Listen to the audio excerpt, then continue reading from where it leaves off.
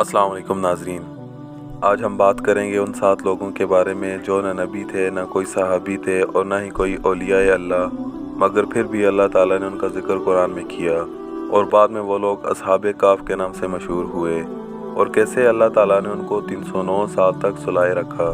चलते हैं वीडियो की जानिब। नबी पाक सल्लल्लाहु अलैहि वसल्लम ने अपने बेहतरीन अखलाक और किरदार के ज़रिए लोगों को तौहीद और अल्लाह की इबादत की तरफ बुलाया। वो लोग जिनकी फितरत पाक थी और खुदाए हकीकी की तलाश में थे, आप पर ईमान ले आए और खुदा परस्त बन गए। लेकिन जो दीन के दुश्मन थे और बुत परस्त थे, उन्होंने आप सल्लल्लाहु अलैहि वसल्लम की बात नहीं मानी और हमेशा इसी कोशिश में रहते थे कि किस तरह आप सल्लल्लाहु अलैहि वसल्लम की आवाज़ को दबा दिया जाए। मुशरिकीन मक्का ने एक गिरोह निजरान भेजा ताकि वहाँ जाकर यहूदी उलमा से कुछ सवालात मालूम करके नबी पाक सल्लल्लाहु अलैहि वसल्लम से जाकर जवाब पूछें, और वो उनका जवाब नहीं दे सकेंगे। वो लोग सवाल पूछकर मक्का वापस आए और नबी पाक सल्लल्लाहु अलैहि वसल्लम के चचा अबू तालिब से कहा, तुम्हारे भतीजे मोहम्मद का कहना है कि अल्लाह की तरफ से मुझ पर वही नाज़िल होती है। हम कुछ सवालात लेकर आए हैं, अगर उसने सही जवाब दे दिया तो हम भी उसकी तायीद करेंगे, और अगर जवाब ना दे सका तो पहले की तरह उसको झुठलाएंगे।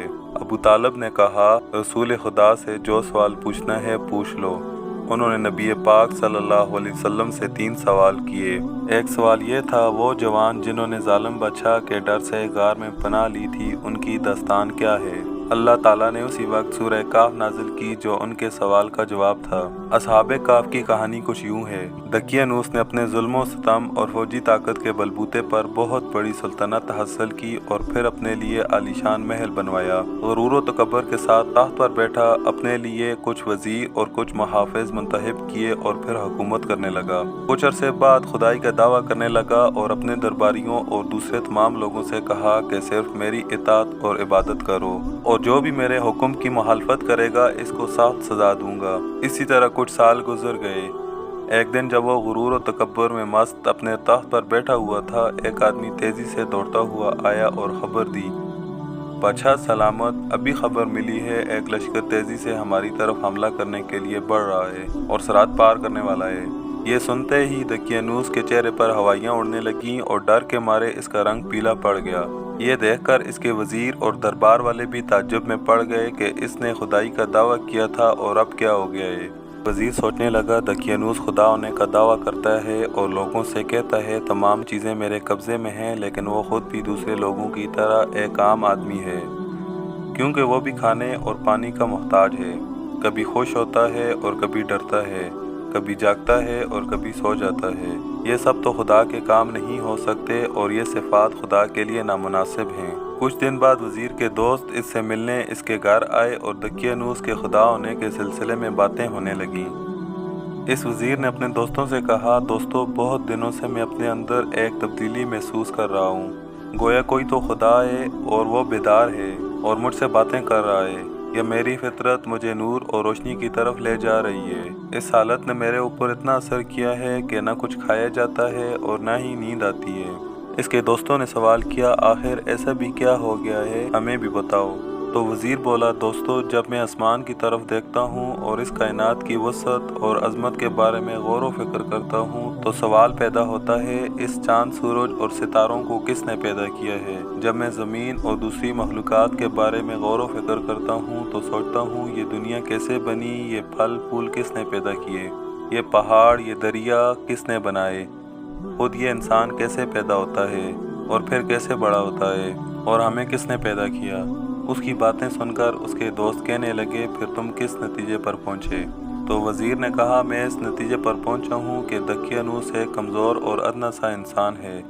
वो सिर्फ खुदाई का दावा करता है, वरना हकीकी खुदा वो है जिसने पूरी कायनात को पैदा किया और इसका निज़ाम चला रहा है। तब उन्होंने तय किया कि दकियानूस के शर से बचने के लिए हमें शहर से निकलना होगा, और आखिरकार पूरे इरादे के साथ शहर से निकले। शहर से बाहर इनको एक चरवाहा मिला। उन्होंने कुछ देर इसके पास आराम किया और इससे बातें करने लगे। फिर जब वो चलने लगे तो वो भी इनके साथ हो गया और इसका कुत्ता भी आ गया। उन्होंने कहा, इस कुत्ते को अपने साथ क्यों ला रहे हो, वो हमारे लिए खतरा पैदा कर सकता है और इसके जरिए से दुश्मन हमसे बाखबर हो सकता है। उन्होंने बहुत कोशिश की कि किसी तरह इस कुत्ते को भगाएं, लेकिन कामयाब ना हो सके।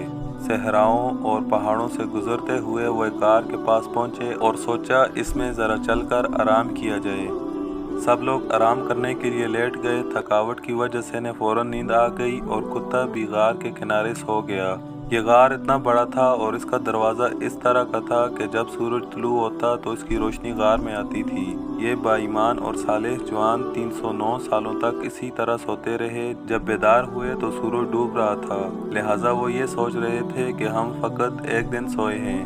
پھر ایک دوسرے سے پوچھنے لگے، ہم کتنا سوئے ہیں؟ صرف ایک دن، بلکہ اس سے بھی کم۔ جب وہ سوئے رہے ان کو بھوک نہیں لگی اور جب بیدار ہوئے تو بھوک محسوس ہونے لگی، لہٰذا یہ طے پایا کہ ان میں سے ایک شخص بہت احتیاط سے شہر جائے اور کھانے کے لیے کچھ لے آئے۔ ان میں سے ایک نوجوان تیار ہوا اور وہ باہر آیا۔ جب باہر آیا تو کیا دیکھا کہ باہر کا پورا منظر بدل چکا ہے۔ پہاڑوں پر صرف چند سوکھے پیڑ دکھائی دے رہے تھے اور کچھ نہیں تھا۔ جس راستے سے وہ آئے تھے وہ بھی اسے عجیب سا لگا اور شہر تو بالکل بدل چکا تھا۔ اسے تعجب ہوا اور کچھ سمجھ نہیں آیا کہ یہاں پر آخر کیا ہوا ہے۔ روٹی کی دکان پر پہنچا، چند روٹیاں اٹھائیں اور دکاندار کو وہ پیسے دیے جو ساتھ لایا تھا۔ ارے یہ پیسے تو بہت پرانے ہیں، آج کے زمانے کے نہیں، تمہیں ضرور کوئی خزانہ ملا ہے۔ نوجوان بولا، یہ کیا کہہ رہے ہو؟ یہ پیسے میں چند دن پہلے اسی شہر سے لے کر گیا ہوں۔ دکاندار بولا، تم جھوٹ بول رہے ہو، تمہیں ضرور کوئی خزانہ ملا ہے اور تم اسے چھپانا چاہتے ہو۔ ایک بھیڑ اکٹھی ہو گئی اور خبر جنگل کی آگ کی طرح پھیلتی گئی، یہاں تک کہ بادشاہ کے کانوں تک پہنچی۔ اسے بادشاہ کے دربار میں حاضر کیا گیا تاکہ اس سے پوچھ تاچھ کی جائے۔ بادشاہ نے سوال کیا، کیا تمہیں کوئی خزانہ ملا ہے؟ تو اس نوجوان نے کہا، نہیں، مجھے کوئی خزانہ نہیں ملا۔ میں جب اس شہر سے نکلا تو لوگ مجبور تھے، دقیانوس کی عبادت اور پرستش کرتے تھے، اور جب واپس اس شہر میں آیا ہوں تو سب کچھ بدلا ہوا ہے۔ یہ کہانی شاید تم نے اس لیے گڑھی ہے تاکہ ہم کو بیوقوف بناؤ۔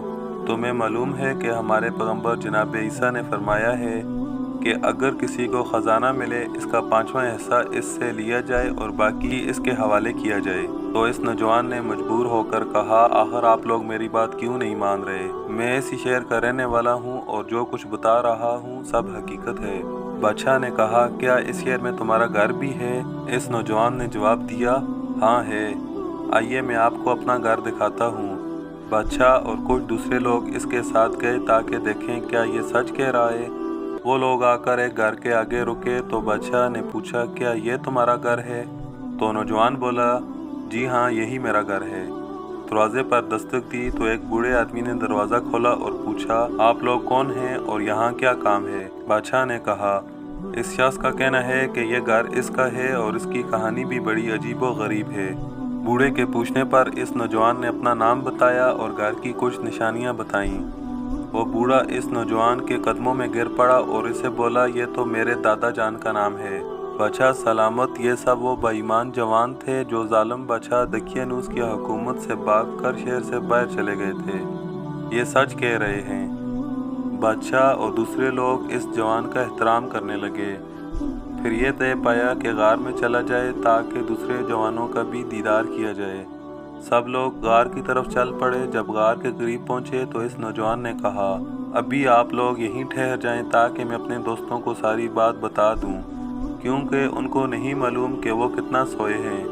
اگر وہ آپ لوگوں کو دیکھیں گے تو وہ یہی سمجھیں گے کہ دقیانوس کی فوج ہمیں گرفتار کرنے آئی ہے۔ وہ دوستوں کے پاس آیا اور کہا، دوستو، کیا آپ جانتے ہیں کہ ہم کتنا سوئے ہیں؟ بتا تو دیا، ایک دن، بلکہ اس سے بھی کم۔ تو اس نوجوان نے کہا، ہم لوگ 309 سال تک سوئے ہیں۔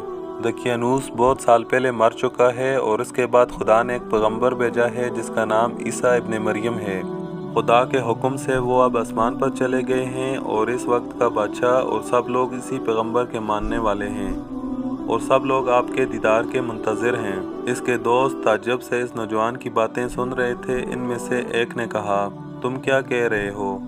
کیا ہم لوگوں کے لیے عبرت نہیں؟ پھر کیا کیا جائے؟